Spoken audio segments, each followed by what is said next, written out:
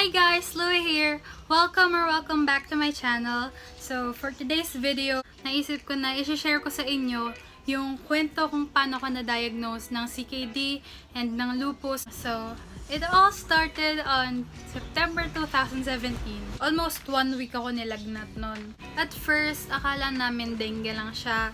So nagpa-laboratory kami. Nung lumabas na yung result, nag-negative naman. Wala kaming idea kung anong pwedeng maging sakit kasi yung pinakamalapit lang na naiisip namin ay dengue. Fast forward, September 6, nagpunta kami sa cardiologist ko sa heart center. Kasi before pa tong lagnat na to, sakit, everything, sa cardio talaga ako nagpapacheck up. Kasi since 2015, lagi ako nagpapalpitate.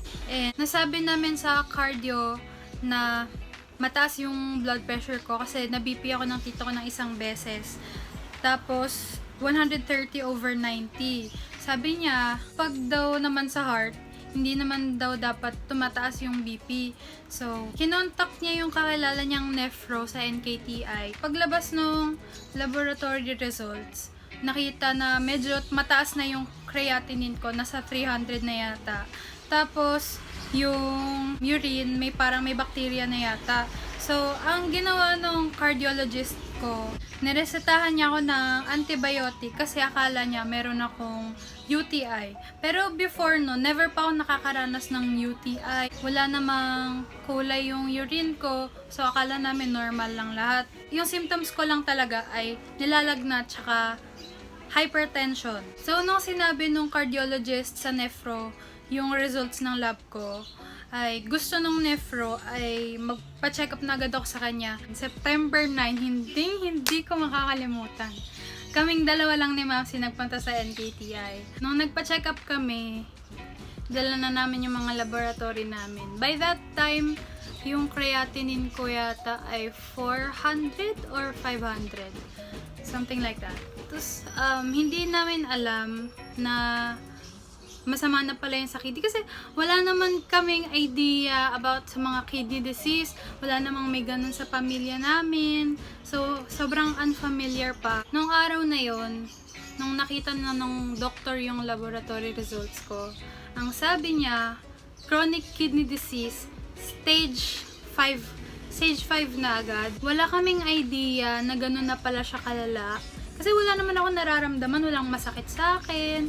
Bukod sa nilagnat lang ako ng ilang araw nung mga panahon na yun, yun lang talaga yung naging symptom ko. Tsaka yun nga yung hypertension. Hindi naman ako nagmamonitor ng BP. Kaya lang ako napa-BP nung isang beses na yun. Parang gusto ko lang i-try. Sabi na namin sa doktor na mataas yung BP.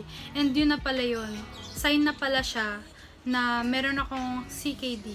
And nasabi ng doktor ko na 14% na lang na kidneys ko yung gumagamit. Ang sinuggest niyang paggamot sa kidney ko noon ay dialysis o kaya transplant na. Pero dahil nga first day pa lang ng check-up namin, first time pa lang namin marinig lahat yun, hindi namin matanggap na gano'n na pala siya kalala. Kaya ayaw namin i-entertain yung idea ng pag-dialysis or kidney transplant.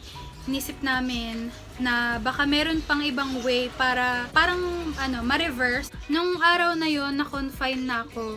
Tapos may iba pa siyang pinagawang laboratory, anti-dsDNA and ANA, C3. Dahil din siguro sa stress, nag-flare up yung iba kong mga results. So, yung unang diagnosis ay SLE, lupus, secondary to chronic kidney disease. Pataas na ng pataas yung creatinine ko. Pero dahil nga ayaw pa naming magpa-dialysis or kidney transplant, ang ginawa namin ay IV medrol pulsing, steroids. Every month, na-confine ako sa ospital for 3 days para mag-pulsing ng steroids sa katawan ko. And bukod pa doon, iniinom pa rin ako na steroids tsaka mga ibang gamot. Nung una, bumababa pa naman yung creatinine ko. Pero mga ilang months, napansin namin na parang onti na lang yung binababa niya. Tsaka, napapansin ko na unti-unting lumalabo yung mata ko. And before pa nun, nakasalamin na talaga ako kasi may grado na yung mata ko. Ilang beses ako nagpapalit ng salamin, pero parang wala nang effect. So, nagpa-check up kami sa Opta. Sabi ng opta na nagkaroon na pala ako ng cataract, both eyes.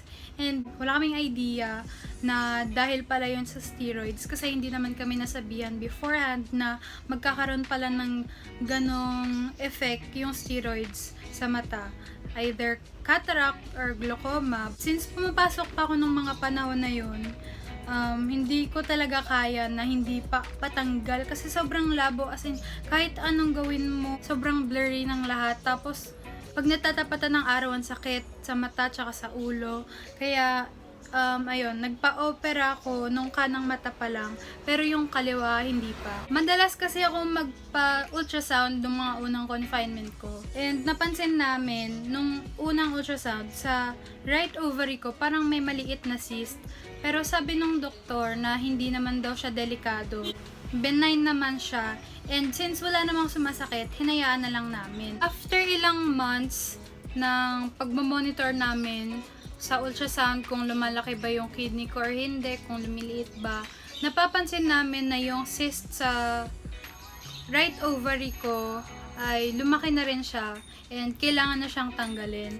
So, inoperahan siya, tinanggal yung cyst, and after nun, nag-decide na kami na itigil na yung steroid pulsing. Naghanap na kami ng ibang alternative na makakagamot sa akin.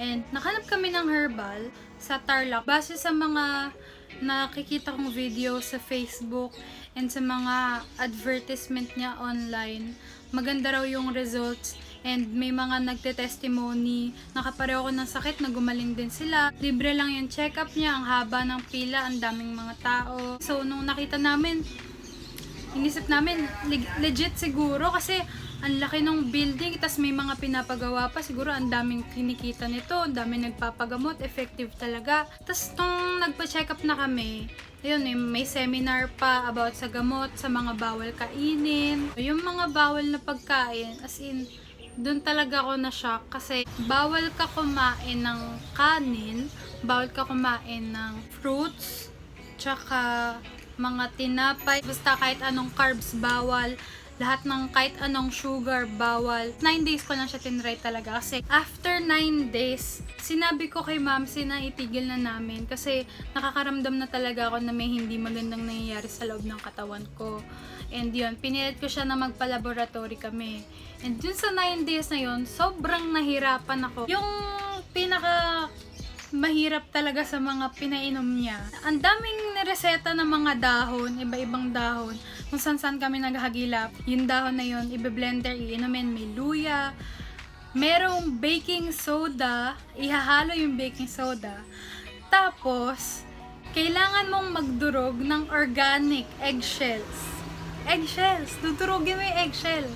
Ihahalo mo yung eggshell doon sa binlender mong dahon at luya at baking soda, tsaka mo iinumin for 3 times a day. After noon 9 days, nanghina na yung katawan ko kasi nga walang sugar, walang carb. Kinakain ko lang puro gulay, tapos isda, as in wala na akong appetite. Lagi kami nag-check ng sugar. Nakita namin na 48 na lang. Kaya yun, parang sobrang nanglalambot na ako, hindi na ako nakakatayo. Nung nagpa-laboratory kami, yun na, lumabas na yung results. And nakita namin, lalong lumala. Mas tumaas yung creatinine ko, umabot na yata siya ng 6,700. Ganon na siya kataas. And by that time, napagdesisyonan na namin na yun nga, magdadialysis na ako. Hindi na namin hinintay yung sobrang taas na creatinine na kailangan pa emergency dialysis. So ayun, pumayag na ako magpa-dialysis kasi wala naman ng ibang choice. Hindi naman ako agad-agad makakapag-transplant. Nung mga panahon na yun, nahirapan talaga ako mag-adjust kasi ang daming kailangang baguhin. Tsaka ang dami ko ng hindi pwedeng gawin ng mga ginagawa ko dati. Tapos, ang dami ng bawal kainin. Lahat ng mga paborito kong pagkain, bawal na kumain ng hotdog, cheese, tsaka mga chichirya, hindi na pwede. Eh si Mamsi, mas mahigpit pa yan sa doktor. Pero pinag-cheat day niya naman ako. Hindi lang talaga ako kumakain ng mga beef, mga instant, gano'n. So, ayun nga. Nung unang dialysis ko, yung Crea ko nun, nasa 1,000 na.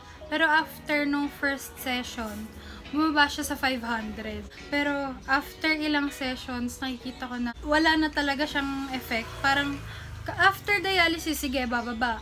Pero before mag-dialysis, babalik ulit sa 1,000. So parang wala lang. Papababain lang saglit, pero babalik din dun sa taas niya. Kailangan magkaroon ka ng mga tao na pwede mong mapaglabasan ng mga gusto mong sabihin once in a while. Kailangan mo rin masabi lahat ng mga nararamdaman mo para lang gumaan yung pakiramdam mo. Kami kasi ni Mamsi, open kami sa isa't isa. Lahat sinasabi namin, lahat ng nararamdaman namin. Kaya rin siguro mabilis ko lang na-accept kasi lagi ko nakakausap si Mamsi, nalalabas ko sa kanya lahat ng mga sama ng loob ko. Nakakapag-open up ako sa kanya ng mga nararamdaman ko, pati na rin kay Riche. Nasasabi ko sa kanya lahat ng nararamdaman ko. Kaya mas nadalian ako na tanggapin yung pangyayari talaga. Kasi merong mga tao sa paligid ko na tinutulungan din ako emotionally. And ayun, para sa akin, sa lahat ng mga nangyaring to, ang pinaka-importante talaga ay acceptance. Kailangan matanggap mo yung kung ano yung nangyari para magkaroon ka ng time na ma-process tsaka unti-unti mong makasanayan and parang pag nakasanayan mo makaka-move on ka na ganun. Ewan ko, parang ganun kasi yung nangyari sa akin. So, siguro yun yung ma-advise ko sa inyo. Kung ano man yung pinagdadaanan nyo. Acceptance is the key. Nakakatuwa kasi ang daming nagme-message sa akin na napapanood daw nila yung mga vlog ko and nakaka-inspire daw ako sa kanila. Yung mga kapareho ko ng sitwasyon na pareho ko ng sakit. Ang sarap sa pakiramdam kapag nakakakita ng mga ganong messages and kapag nalalaman ko na nakakatulong pala ako sa iba kahit na sa maliliit na paraan lang ng pag-video and pagpo-post ko sa internet. And yun naman talaga yung goal ko kaya ako ginawa yung channel na to. Gusto kong makatulong sa iba na pareho ng sitwasyon ko and gusto ko rin makapag-inform sa ibang tao. Sa July 28, 2 years na ang hemodialysis ko. And grabe, ang bilis ng panahon, hindi ko in-expect. Siguro kita nyo naman na sa title, isasama ko na rin sa video na to yung kidney transplant update ko.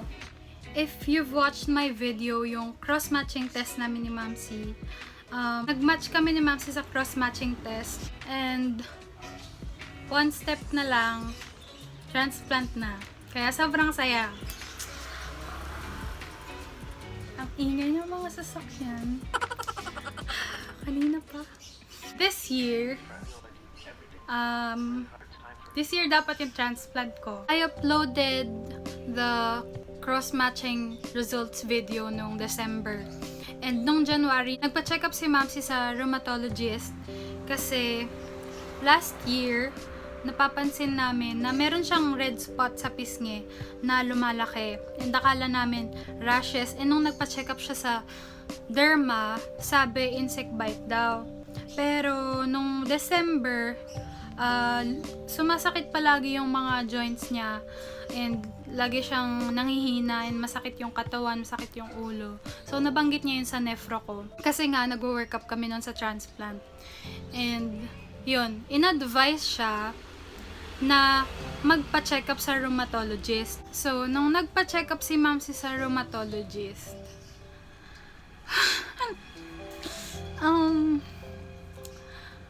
sabi,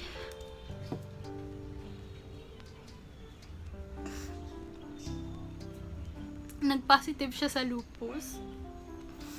Yung lupus niya sa balat and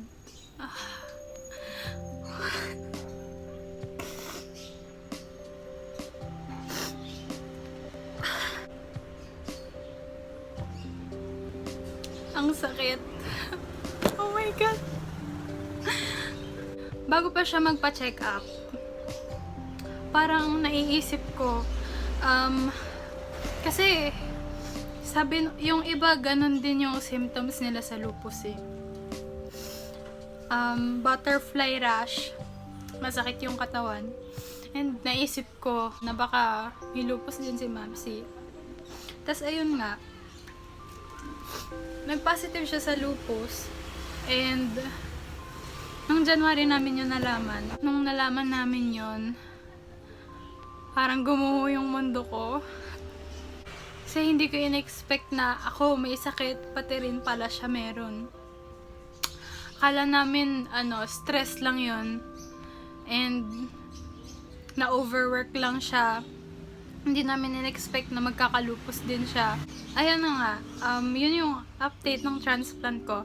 Hindi muna natuloy yung transplant ko this year. Nagka-COVID din. And ang dami pang ibang bagay na nangyari. It's also one of the reasons kung ba't natagalan ako bago ulit makapag-upload ng video. For a while, nawalan ako ng ganang gumawa ng kahit anong bagay. Sobrang nag-alala ako sa kanya nun kasi alam ko talaga na sobrang nasistress siya dahil sinisisi niya yung sarili niya na hindi matutuloy yung transplant namin.